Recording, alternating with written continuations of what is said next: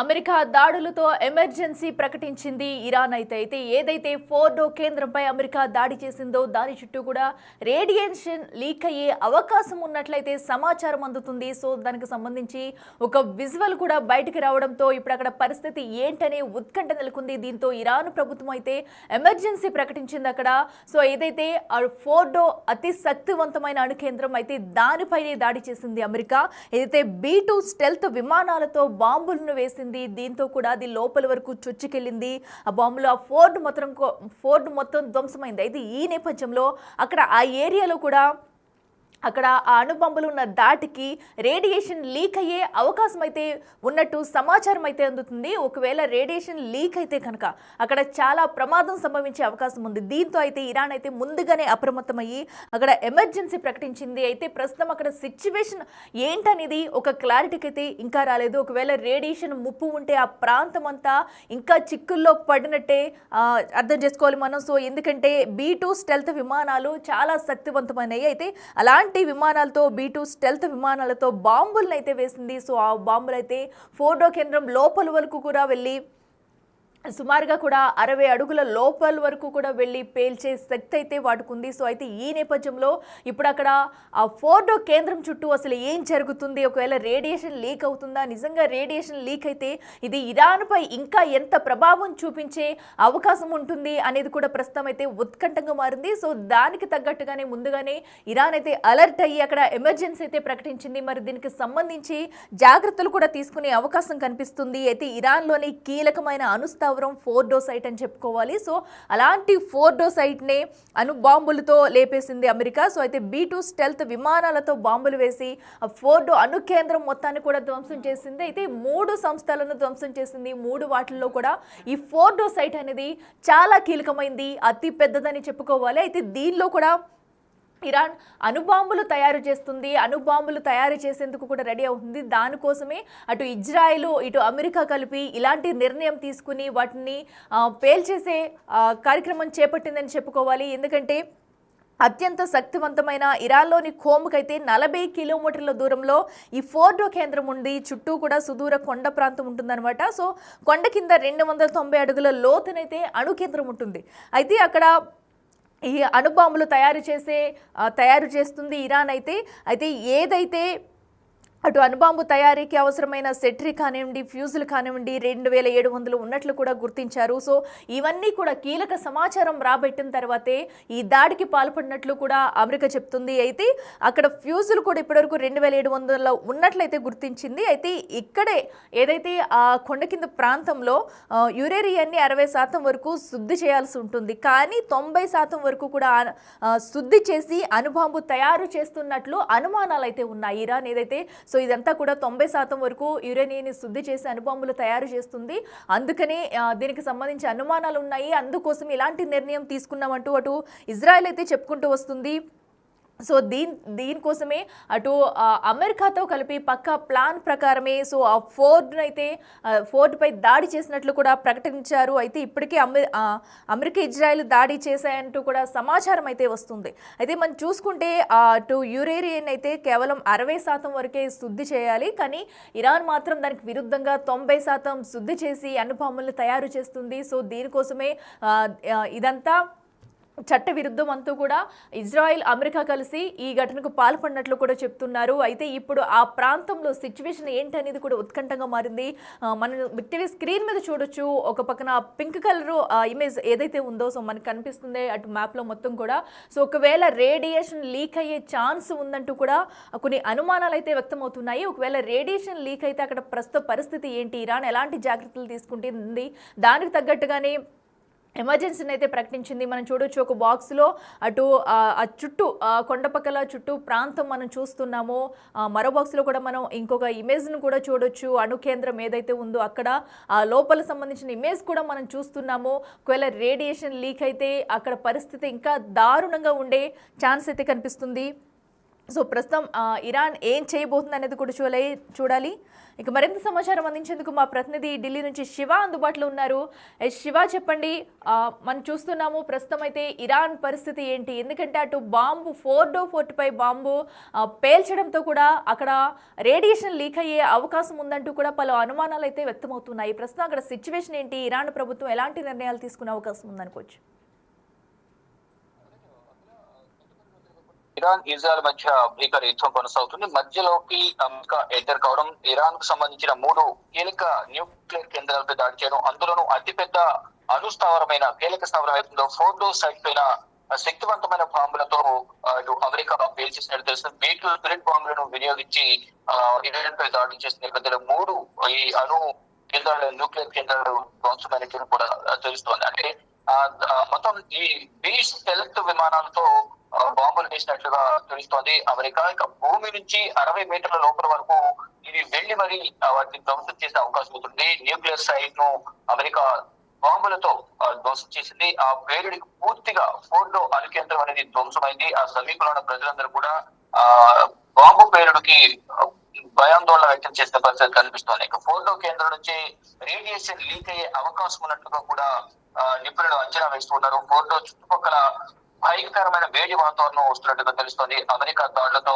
అక్కడ Iran emergency ప్రకటించినట్టుగా కూడా తెలుస్తోంది. ఇక ఇరాన్ లోని కోంకు 40 కిలోమీటర్ల దూరంలోని ఈ ఫోర్ట్ కేంద్రం ఉంటుంది. ఆ పరిసర ప్రాంతాల్లో జనావాసం నివసిస్తూ ఉంటారు జన ప్రజలు. మొత్తం ఫోర్ట్ అణు న్యూక్లియర్ కేంద్రంపై అమెరికా దాడులు చేసిన నేపథ్యంలో పెద్ద భయంకరమైన శబ్దాలతో అక్కడ అణు కేంద్రంపై దాడి జరగడం, అది పేలిపోవడంతో అక్కడున్న ప్రజలందరూ కూడా తీవ్ర ఆందోళన వ్యక్తం చేస్తున్నారు. ఏం జరుగుతుందో తెలియక వారందరూ కూడా తీవ్రమైన భయాందోళనతో వారు కాళ్ళ వెళ్లదీసిన పరిస్థితి కనిపిస్తుంది.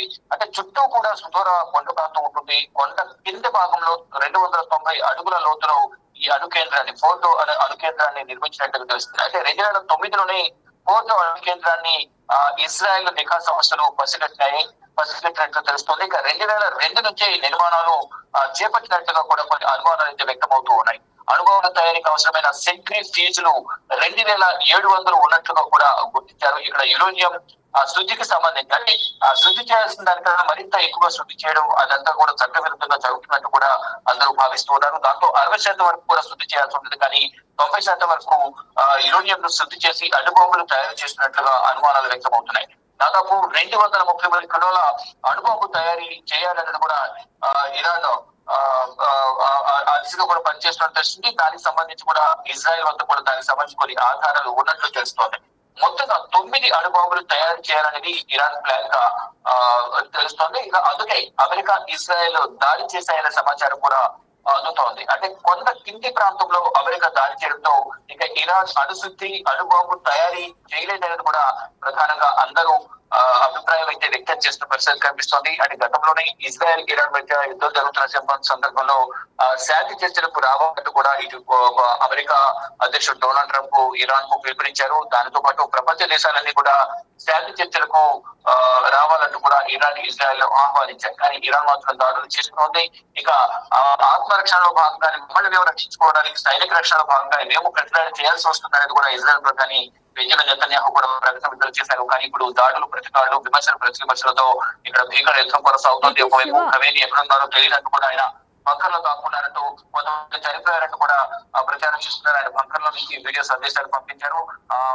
అయతుల్లా ఖమేనీ హతమార్చడమే మా ప్రధాన ఉద్దేశం అని కూడా బెంజమిన్ నెతన్యాహు కూడా శపథం చేశారు. ఇటు అమెరికా అధ్యక్షుడు కూడా డొనాల్డ్ ట్రంప్ కూడా బేషరతుగా లొంగిపోవాలి, యుద్ధాన్ని ఆపాలి, శాంతి చర్చలకు రావాలంటూ కూడా అమెరికా అధ్యక్షుడు డొనాల్డ్ ట్రంప్ కూడా వ్యాఖ్యలు చేశారు. కానీ ఖమేనీ ఎక్కడున్నారో మాకు తెలుసు, కానీ మేము ఆమెను చెప్పాలని అనుకోవడం కూడా అమెరికా అధ్యక్షుడు డొనాల్డ్ ట్రంప్ వ్యాఖ్యలు చేశారు. వ్యాఖ్యలు చేసిన కొన్ని రోజులకు ఇటు ఇరాన్ సంబంధించిన 3 కీలక అణుస్థావరాలపై, న్యూక్లియర్ కేంద్రాలపై దాడి జరిగింది. అఖిల, శివ, అయితే ఇప్పుడు ఈ అణుబాంబుల తయారు వెనుక ఇరాన్ ఒక కుట్ర కోణంలో భాగంగానే ఇవి తయారు చేస్తుంది అనుకోవచ్చా? అండ్ అలాగే రేడియేషన్ లీకేజీకి సంబంధించి ఇరాన్ ఏమైనా ఇప్పుడు అధికారికంగా ప్రకటన చేసే అవకాశం ఉంటుంది అనుకోవచ్చా?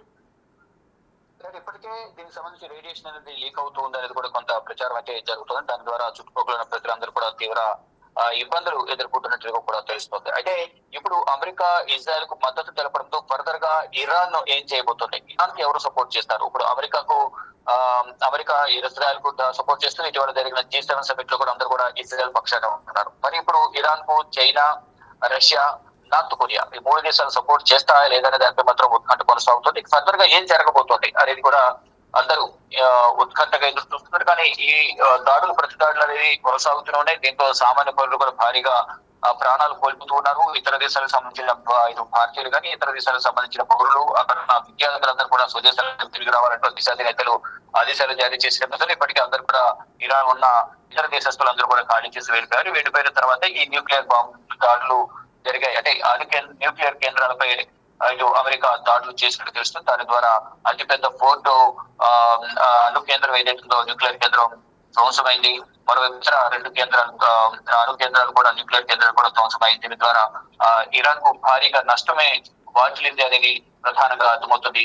ఇక ఇరాన్ అణుశుద్ధి అణుబొమ్మల తయారీ చేయలేదు అనేది కూడా ఒక అభిప్రాయం అయితే వ్యక్తమవుతుంది. ఫర్దర్ గా ఎటువంటి నిర్ణయాలు తీసుకుంటుంది ఇరాన్ కానీ Iran supreme leader Ayatollah Khamenei కానీ, అంటే Ayatollah Khamenei president under ground లో దాక్కునే కొద్దిగా ఆయన వారసులకు కొంతమంది పేర్లు కూడా తెర మీదకి వస్తాయి. 3 పేర్లు తెర మీద తీసుకొచ్చారు. వారిలో ఎవరిని ఫర్దర్ గా ఇరాన్ సుప్రీం లీడర్ గా ఎన్నుకుంటారు అనేది కూడా వేచి చూడాల్సి ఉంది. కానీ ప్రెసిడెంట్ అయతుల్లా ఖమేనీ మాత్రం ఆ బంకర్ లో దాక్కున్నారు అనేది కూడా ప్రచారం జరుగుతుంది. ఆయన వారసుల పేర్లు కూడా తెర మీదకి వస్తున్న పరిస్థితి కనిపిస్తోంది. కానీ ప్రజెంట్ సిచ్యువేషన్ చూసుకుంటే అమెరికా ఎంటర్ కావడంతో ఇరాన్ సిచ్యువేషన్ ఏంటి అనేది కూడా కొంత ప్రశ్నార్థకంగా కూడా మారింది. మరిన్ని దాడులు చేస్తే ఇరాన్ ఏం చేయబోతుంది, ఇరాన్ పరిస్థితి ఏంటి, ఇరాన్ ప్రదర్శన ఏ విధంగా ఉండబోతుంది, ఇరాన్ ఎవరు సపోర్ట్ చేస్తారు అనే దానికి మాత్రం ఇంకా ఉత్కంఠ అయితే కొనసాగుతోంది. అది right Shiva, thank you. So ఏదైతే అటు ప్రస్తుతం అయితే ఇరాన్కి ఇది మరొక భారీ షాక్ అని చెప్పాలి. ఎందుకంటే అటు ఫోర్డో కేంద్రం చుట్టూ రేడియేషన్ లీకేజ్ అవుతుందని అనుమానాలు అయితే వ్యక్తమవుతున్నాయి. మరి దీంతో ఇప్పటికీ ఇరాన్ ప్రభుత్వం అయితే అలర్ట్ అయింది. చుట్టుపక్కల కూడా ఎమర్జెన్సీ ప్రకటించింది. ఎందుకంటే ఏదైతే అణుబాంబు అటు దాడి జరిగిన ప్రాంతం నుంచి అయితే భయంకరమైన వేడి రావడమే ఇందుకు నిదర్శనంగా కనిపిస్తుంది. అయితే ఇన్ కేస్ ఒకవేళ రేడియేషన్ లీక్ అయితే ఇది చాలా ప్రమాదం జరిగే అవకాశం కనిపిస్తుంది. అయితే రేడియేషన్కి సంబంధించి ముందుగానే ఇరాన్ ప్రభుత్వం అయితే అలర్ట్ అవుతూ అక్కడ ఎమర్జెన్సీ ప్రకటించింది. సో ఏదైతే అటు B-2 స్టెల్త్ విమానాలతో అటు బాంబులతో దాడి చేసింది అమెరికా. అనంతరం కూడా అవి సుమారుగా ఆ భూమి లోపల వరకు 60 మీటర్ల లోపల వరకు కూడా వెళ్ళి సో భయంకరమైన పేలుడు సంభవించింది అక్కడ. దీంతో చుట్టుపక్కల కూడా ఈ రేడియేషన్ వెలువడే అవకాశాలు అయితే ఉన్నాయి అక్కడ. మరి ఇప్పుడు ఇరాన్ ఎలాంటి నిర్ణయాలు తీసుకోబోతుంది, ఒకవేళ రేడియేషన్ లీక్ అయితే కనుక ఎలాంటి జాగ్రత్తలు తీసుకుంటుంది? ఇప్పటికే అటు ఇజ్రాయిల్ ఇరాన్ యుద్ధం మధ్యలో కూడా ఇప్పటికే ఇరాన్ ప్రజలంతా కూడా భయభ్రాంతులకు గురవుతున్నారు. అయితే దీనికి తోడు అటు అమెరికా కూడా ఇప్పుడు ఈ దాడులకి తెగపడటం, ఇప్పుడు అమెరికా మద్దతు కూడా ఇజ్రాయెల్కి లభించినట్టయింది. ప్రస్తుతం ఇరాన్ పరిస్థితి ఏంటి? కేవలం షరతులకు ఒప్పుకొని అమెరికా చెప్పినట్టు లొంగిపోతుందా, లేదంటే శాంతి చర్చలకు వెళ్తుందా అనేది కూడా వేచి చూడాలి.